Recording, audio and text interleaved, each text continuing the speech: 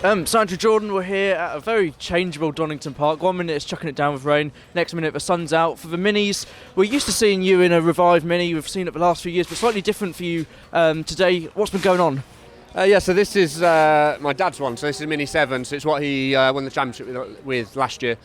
I normally race in the Miglias, which runs with the bigger arches and the slick tyres and the bigger engine. But we ran out of time to sort a few things with the car, so Dad said, because Revive have been with me since 2012, so he said, no, you race my car, so keeps them happy and gets some exposure. Then we've got my brother's S-Class, which is a kind of more of an entry level into mini racing. So normally it'll be myself, my dad and my brother, but today it's just my dad's just watching today. Yeah, very much so. I was speaking to one of your former teammates, Jeff Smith, earlier about the different classes in this category. It's great that there's different entry level series, as you say, and it's great for everyone, isn't it?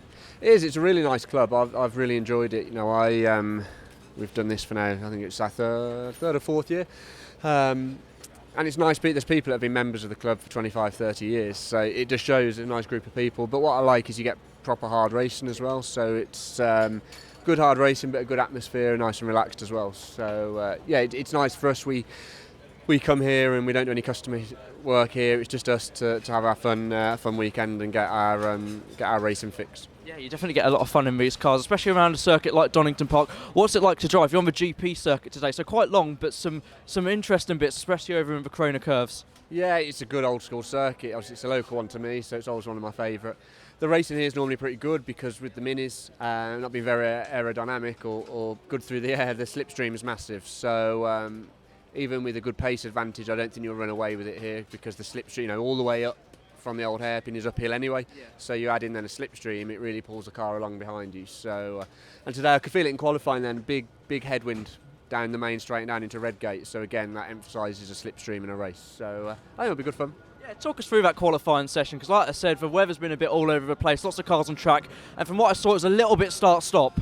Yeah, there was a red flag early on, and then it started raining a little bit towards the end. But this was really good. I managed to get a nice tow and was on pole by a fair bit, which is good. So as I say, I don't think I'll be able to use that pace advantage in the race as much just because of the slipstream. So I'm sure it'll be a good race. Yeah, definitely. It's lots to look forward to. I'm sure you're looking forward to just getting back out on track racing again. I say after the off season, but you guys are so busy. I'm sure it's probably not felt much of a break, is it? No, not massively. No, a little bit.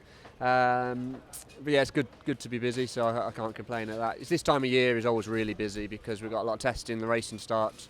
We just shipped a car off to Europe yesterday for racing. We got another one going to France for an event the week after. Then we've got good members meetings. So yeah, really busy time at the minute. But I'd be more concerned if we weren't busy. So we're good at what we do, so it keeps us in work. So I can't complain at that. Yeah, no, definitely. And you're dealing with all sorts of cars now, Porsches, and then your more typical retro touring cars. It must be great to have such a variety now because you've worked hard on it for a long time. That's what I really like is there's some people that specialise in one car or one type of car. We do all sorts, and what we're seeing now is a lot of kind of modern historic GT cars, so cars from the early 2000s, Porsche GT cars, that sort of thing, which is nice because I relate to that. It's what my dad raced when I remember in GTs and FIA GTs, so those cars are going to come in full circle. So we'll always be doing the 60s cars, Lotus Cortinas, Lotus Elans, but the next big thing really is these GT cars, because one, they're very cool, they're good to drive, but they're increasing in value all the time. So people view them as, right, it's a car I can invest in, probably make a bit of money, have some fun with it as well. So it keeps us in work as well. So. Yeah, absolutely. Well, best of luck for the rest of the weekend and keep up the good work. Thank you very much.